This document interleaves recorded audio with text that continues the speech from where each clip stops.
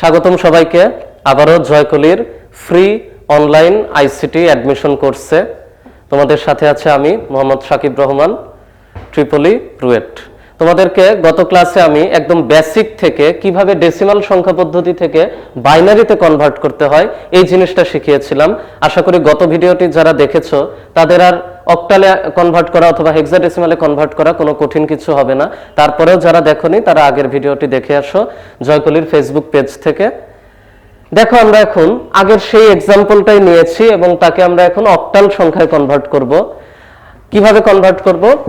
আমরা আগে থেকে আমরা জানি যে পূর্ণ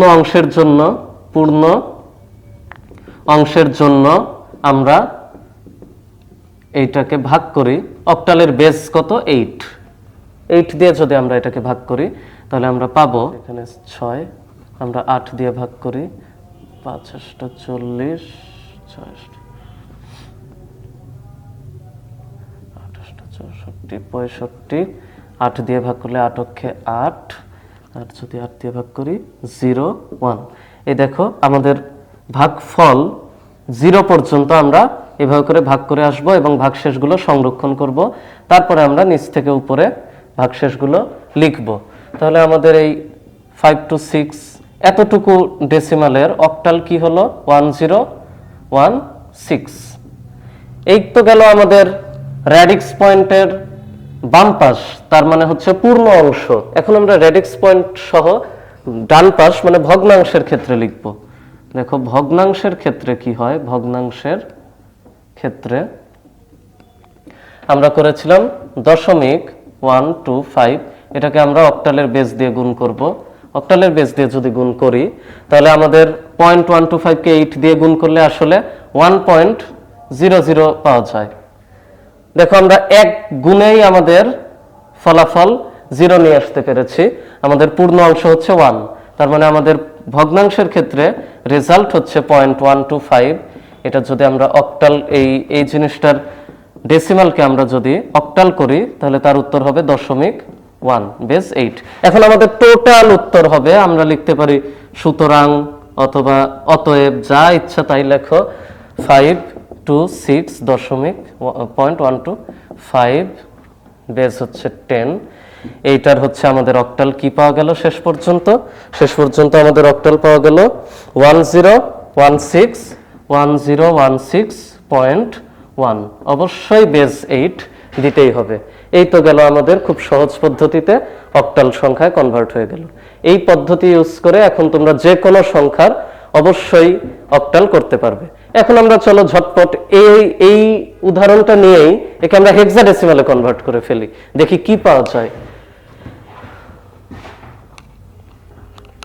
তোমরা এখন বলো তো, আশা করি তোমরা এখন এই জিনিসটা পারবে যে হেক্সাডেসিমালের জন্য আমরা আসলে নতুন কি করব। হেক্সাডেসিমালের জন্য আমরা হেক্সাডেসিমালের বেস দিয়ে পূর্ণ অংশকে ভাগ দিব, ভগ্নাংশকে গুণ দিব। যেমন 5 to 6 পূর্ণ অংশ।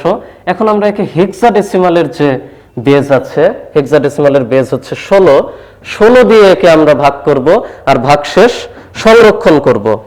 হেক্সাডেসিমালের ক্ষেত্রে আমাদের দেখো 3 16 48, হাতে থাকে 4, এই 4 হচ্ছে আমাদের ভাগশেষ। তারপরে আবার দেখো 16 দিয়ে যদি আমরা ভাগ করি আর আসলে যায় না, তাহলে আমাদের 3 16 48, হাতে থেকে 4 52, এখানে হচ্ছে 46, তাহলে আমাদের 16 দুগুণ 32,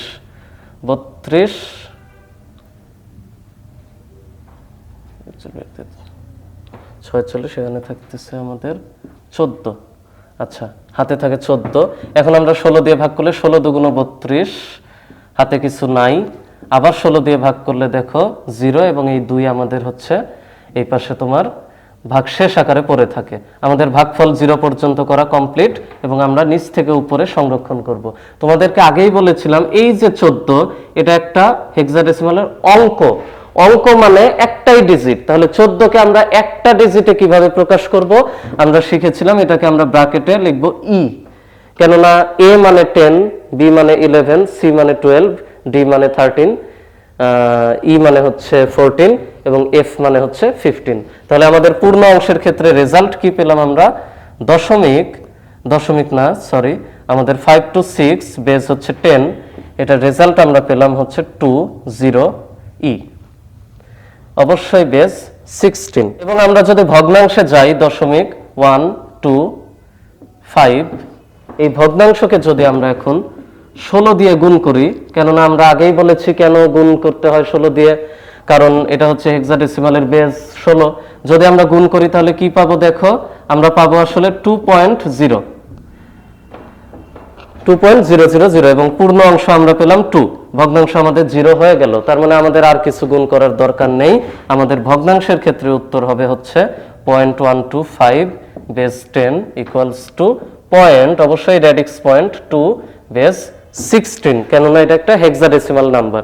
এখন এই দুইটাকে এক করে দাও, সুতরাং বা অতএব লিখো, অতএব দুইটা হচ্ছে তোমার 5 to 6.125 বেস 10, মানে দশমিক নাম্বার ছিল, তাকে আমরা হেক্সা করলাম কিভাবে, 20E পয়েন্ট হচ্ছে 2, বেস অবশ্যই 16।